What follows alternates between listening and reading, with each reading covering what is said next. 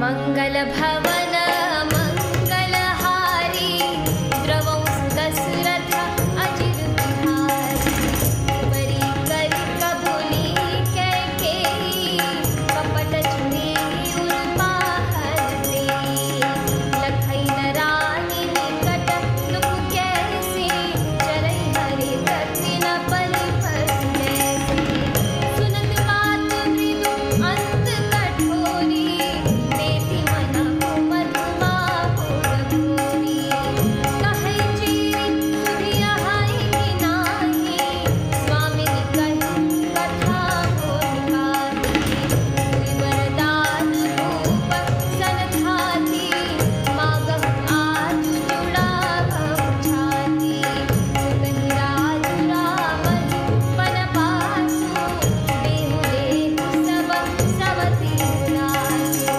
भूपति राम सपथ जग करई तब मागे उन्हीं बचन न डरई होय काज आज निसि बीते वचन मोर प्रिय माने बीते मंगल भवन मंगलहारी द्रवं दशरथ अजिर बिहारी बड़ कुठातु करि बात किनी कहि सिकोप गृह जाऊँ काज समारे सजग सबू सहसा जनि पति जाऊँ मंगल भवन मंगलहारी द्रवं दशरथ अजिर बिहारी कुंवरी रानी प्राण प्रिय जानी बार बार बड़ी पूजे बखानी तुम समहित न मोर संसारा बहे जात कई भई सिर धारा जो विधि पुरव मनोरथ काली करो तो चकपूत ज्ञानी बहुविधि चेरी आदरु देई कोप भवन कवनी कैकेयी विपति बीज परसार तो चेरी हुई भई कुमति कैकेयी फेरी पाई कपट चलु अंकुर जामा वरदोदर दुख फल परिणामा कोप समाज साजी सब सोई राज करत निज कुमति बिगोई राहुर नगर कोलाहल होई यह पुचाले कछु जात न कोई मंगल भवन मंगलहारी द्रवं दशरथ अजिर बिहारी प्रमुदितपुर नर नारी सब सजहि सुमंगल चार एक प्रविशहि एक कमहि वीर भूप दरबार मंगल भवन मंगलहारी द्रवं दशरथ अजिर बिहारी।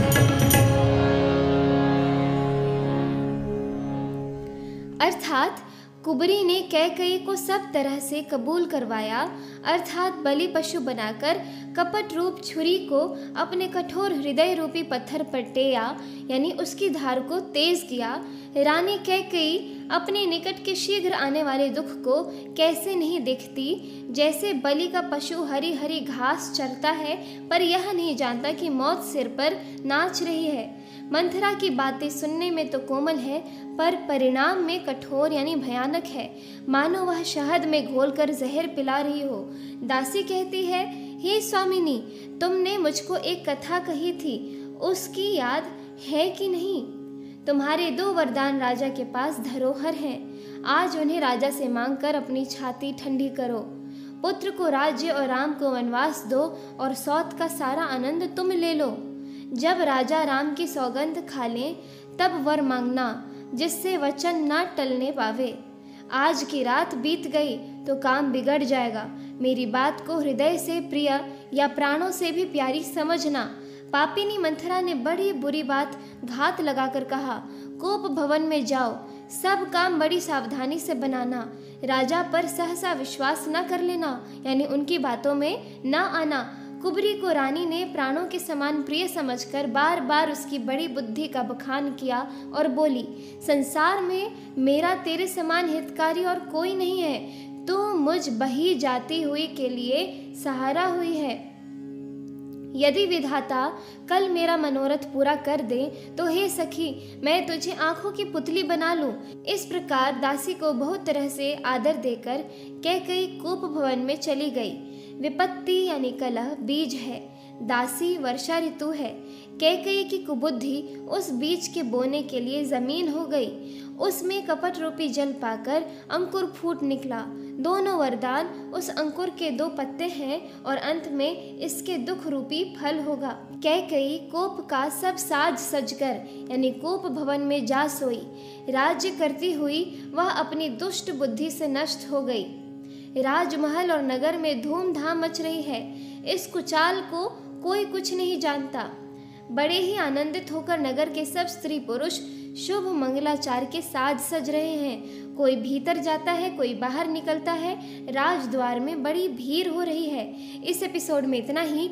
आगे की कथा सुनने के लिए कृपया मेरे YouTube चैनल को ज़रूर सब्सक्राइब करें। जय सिया राम।